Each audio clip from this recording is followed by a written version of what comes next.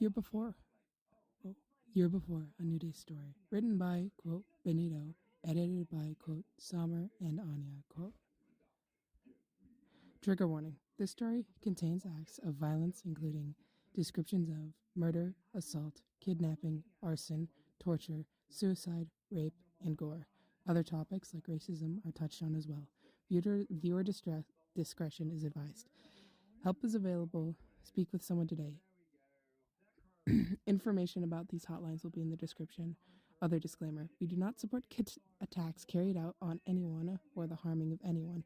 Novice works, there is a reason it has been used for so long. If you are going to protest the right way, hurting others shows that your ideas are weak, and you have to hurt people to make yourself look stronger. TLDR, attacks on people are bad, and you should not leave the story with thoughts of doing so.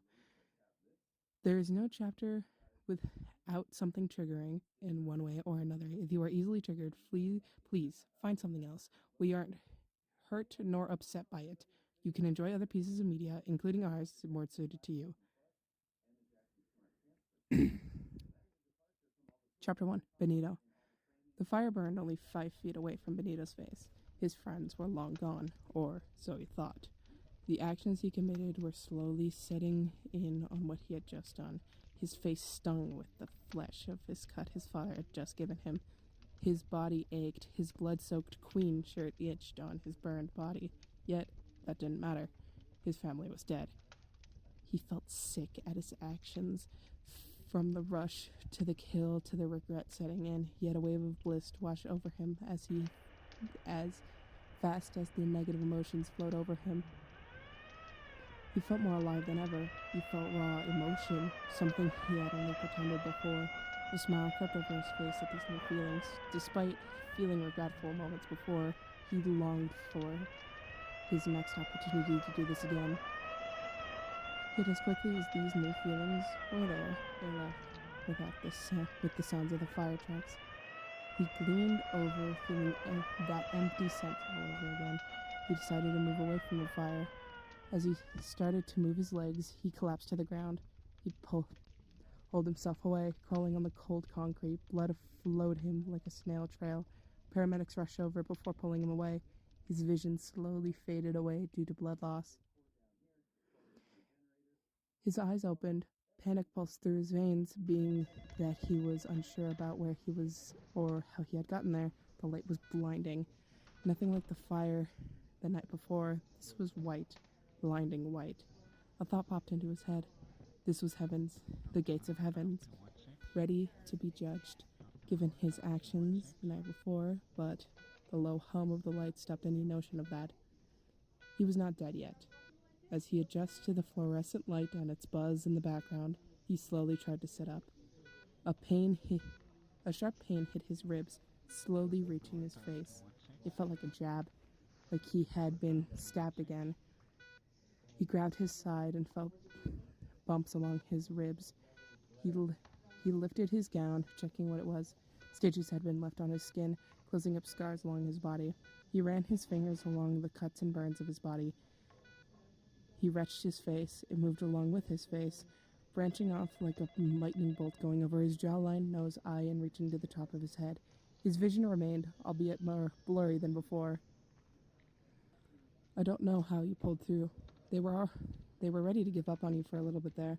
A voice from the other side of the room echoed. Benito moved his head to look at the man speaking. Carlos? He asked. He looked at him, sitting there with a newspaper covering his face. Just then, he closed it, laying on his lap, his eyes looking coldly at Benito. A feeling of understanding washed over him. His hair was groomed to perfection. Every gray hair on his head was a spot away from the rest. His clean-shaven face had a thick mustache, and he was too perfect for his own good. In the flesh, once I heard you had been in the house fire, I rushed over to pay for your treatment. Of course, you gotta thank your friend Anya for calling me up, Carlos said coldly. A fake smile crept on his face. He hit his teeth, however, as if it were the only thing wrong with him. Where is she? Benito asked. Where am I? Carlos paused for a moment, judging Benito. IU Health. Hello? IU Health. I had them put you here. Better food. Anya is coming soon. For now. It's just you and me, son. He got up and moved closer to the door. Now tell me, son. You killed your parents, didn't you? Benito looked puzzled at him. You a cop? He shot back. Ha! No. Guess you did, though. Just going off of that reply. He walked back over to sit down. You see, son, there are rules to this. You go out willy-nilly killing like that, they'll go looking into things. And well, that's bad for all of us. Capiche? His eyes were now fixed on Benito. Benito looked at him, their eyes on each other. Benito couldn't muster anything until a single thought crossed his mind. He opened his mouth to speak. You got it, he said quietly. Great. Then I am assuming you need a place to stay, Carlos says, rereading the news. You are going under my care. Here. The diner has a bed in the back. You can make yourself at home. Benito lay his head. Maybe this wasn't the worst thing after all, he thought. He slowly let himself relax. His ribs ached from that talk with Carlos. He closed his eyes, drifting away, replaying the crackling from the fire the night before. As he was about to let himself sleep fully, quick footsteps grew louder and louder down the hall. Carlos lowered his paper to watch the door. His hand quickly moved to his pocket as he tensed up. The handle jiggled before 3 knocks let out. It's me, dork. Let me in, a female voice said from the other side.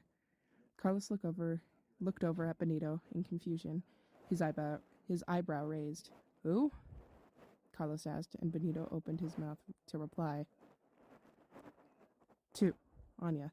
The gun lay on the floor, discarded. The smell of gunpowder would be overwhelming if it weren't for the smell of fresh blood. It stained the floor.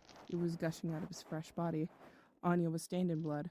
As she backed up, she watched him. She watched her work, writing lined the wall, saying sorry to her mother in his blood. It hit Anya like a train, feeling horrifyingly real. She had just killed her father. She vomited when she realized what she had done. She was covered head to toe in blood. She was stuck, her head filling itself with dread.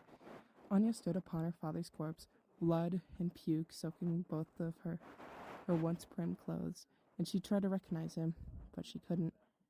He had several gunshot wounds in his chest, and his face was pulled apart with the knife he had given his daughter. She fell to her knees, repeating one word. Dad. She was broken and contrite. She felt foul, wrong even. She gazed away from her bloody palms to her massacred father, then to the clock. Beside her own voice, the muffling ticking was the only sound left. Anya's consciousness was slipping away like a fading dream after a terrifying wake. A wave of cold sweat broke out along her spine, and her legs trembled underneath her. She took in a single, shallow breath before the world went black. Anya jolted awake and with a dull pain underlying deep within her bones. She glanced out of the window. Her eyes met with a dark gray sky with no stars. The heavens concealed themselves, no longer looking down or shining on her. She found herself without a sense of time. She glanced at herself and still felt dried blood covering her entire body. It was almost stained like it was a part of her now. She became repulsed at herself because of what she had done. Although she couldn't pay those thoughts any attention now, she felt unlike herself. She was no longer in control. It was almost as if something else was controlling her body as she slowly lifted herself, accompanied by a loud groaning. Without thinking, she stepped outside. Nobody was really out on the street as Anya roamed along the sidewalk. She had her head hung down low, back slouched as she breathed heavily with this new sense of guilt. Slowly, a car began to pull up behind her. This was it.